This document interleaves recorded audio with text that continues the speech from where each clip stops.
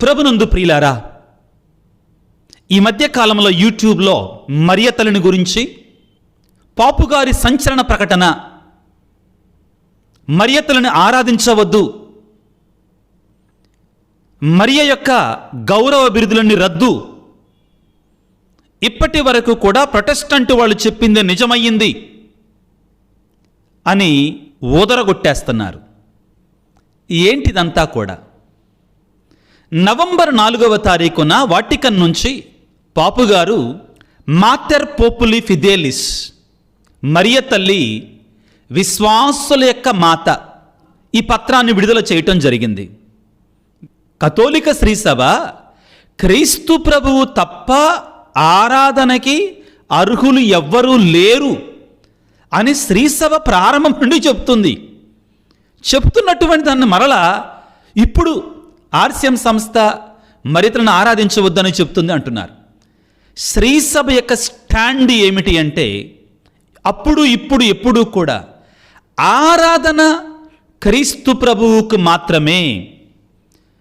కథోలికులు మరియ తల్లిని గౌరవించే విధానాన్ని చూసి అర్థం చేసుకోలేక ఆ గౌరవాన్ని కూడా ఆరాధనగా భావిస్తున్నటువంటి వారు అర్ధజ్ఞానం కలిగినటువంటి వారు.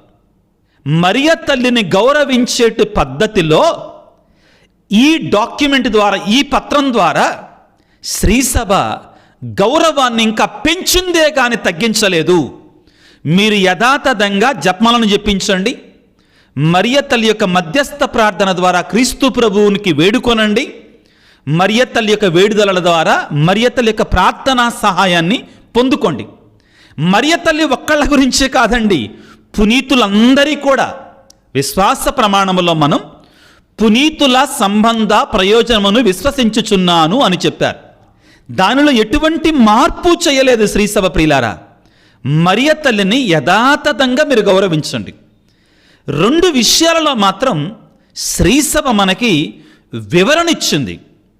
వాటిని ఎక్కువగా వాడకుండా ఉంటే మంచిది అని చెప్పింది అంతే.